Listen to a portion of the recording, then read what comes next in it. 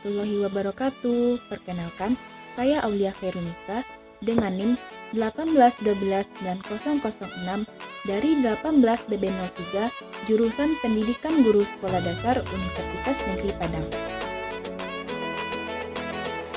Baiklah, saya akan menampilkan video pembelajaran untuk memenuhi mata kuliah penelitian pendidikan, materi populasi dan sampel penelitian dengan dosen pembimbing Bapak Mansurdin SSN M.Hum. Kita langsung saja materi yang pertama, yaitu tentang populasi. Populasi berasal dari bahasa Inggris, yaitu population, yang berarti jumlah penduduk. Populasi adalah wilayah generalisasi yang terdiri atas objek atau subjek yang mempunyai kualitas dan karakteristik tertentu yang ditetapkan oleh peneliti untuk dipelajari dan kemudian ditarik sebuah kesimpulan.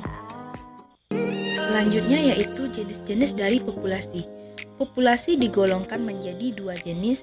Yang pertama, populasi terbatas atau definite, yaitu objek penelitiannya dapat dihitung seperti luas sawah, jumlah ternak, jumlah murid, dan jumlah mahasiswa.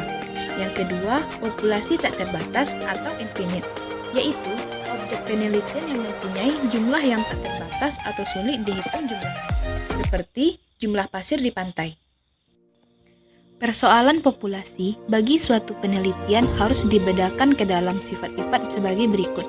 Yang pertama, populasi yang bersifat homogen, yaitu populasi yang unsur-unsurnya memiliki sifat yang sama sehingga tidak perlu dipersoalkan jumlahnya secara kuantitatif.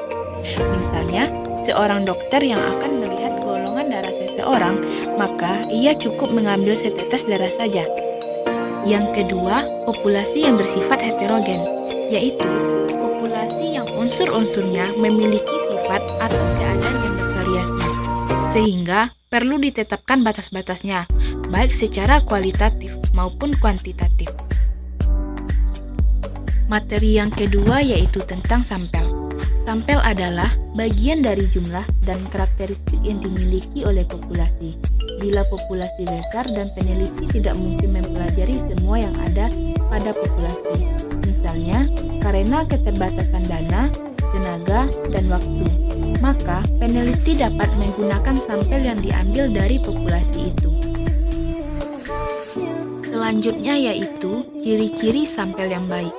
Ciri-ciri yang pertama, sampel dipilih dengan cara hati-hati dengan menggunakan cara tertentu dan benar. Yang kedua, sampel harus mewakili populasi sehingga gambaran yang diberikan mewakili keseluruhan karakteristik yang terdapat pada populasi. Yang ketiga yaitu besarnya ukuran sampel hendaknya mempertimbangkan tingkat kesalahan sampel yang dapat ditolerir dan tingkat kepercayaan yang dapat diterima secara statistik. Selanjutnya yaitu alasan sampling. Adapun alasan-alasan penelitian dilakukan dengan mempergunakan sampel. Yang pertama, ukuran populasi. Dalam hal populasi tak terbatas atau tak terhingga berupa parameter yang jumlahnya tidak diketahui dengan pasti, pada dasarnya bersifat konseptual.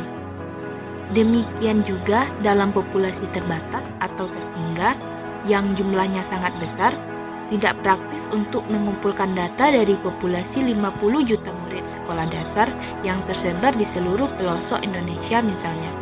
Yang kedua, masalah biaya. Besar kecilnya biaya tergantung juga dari banyak sedikitnya objek yang diselidiki. Semakin besar jumlah objek, maka semakin besar juga biaya yang diperlukan. Yang ketiga yaitu masalah waktu. Penelitian sampel selalu memerlukan waktu yang lebih sedikit daripada penelitian populasi. Yang keempat, percobaan yang bersifat merusak. Banyak penelitian yang tidak dapat dilakukan pada seluruh populasi karena dapat merusak atau merugikan. Yang kelima yaitu masalah ketelitian. Salah satu segi yang diperlukan agar kesimpulan cukup dapat dipertanggungjawabkan. Ketelitian dalam hal ini meliputi pengumpulan, pencatatan, dan analisis data. Dan yang terakhir, masalah ekonomis. Pertanyaan yang harus selalu diajukan oleh seorang penelitian, apakah kegunaan dari hasil penelitian sepadan dengan biaya, waktu, dan tenaga yang telah dikeluarkan. Selanjutnya, keuntungan dari penggunaan sampel. Ada beberapa keuntungan jika kita menggunakan sampel. Yang pertama, biayanya menjadi lebih berkurang. Yang kedua, lebih cepat dalam pengumpulan dan pengolahan data. Yang ketiga, lebih akurat. Dan yang keempat, lebih luas ruang cakupan penelitiannya. Yang terakhir, cara pengambilan sampel atau teknik sampling. Adapun cara pengambilan sampel yang pertama yaitu probability sampling. Probability sampling meliputi yang pertama, simple random sampling, yang kedua, proportionate strategic random sampling, yang ketiga, disproportionate strategic random sampling, dan yang terakhir, cluster sampling atau areal sampling. Yang kedua yaitu non-probability sampling.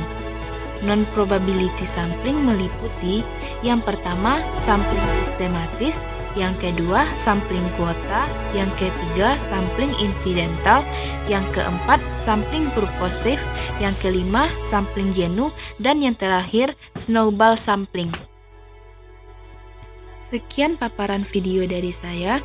Assalamualaikum warahmatullahi wabarakatuh.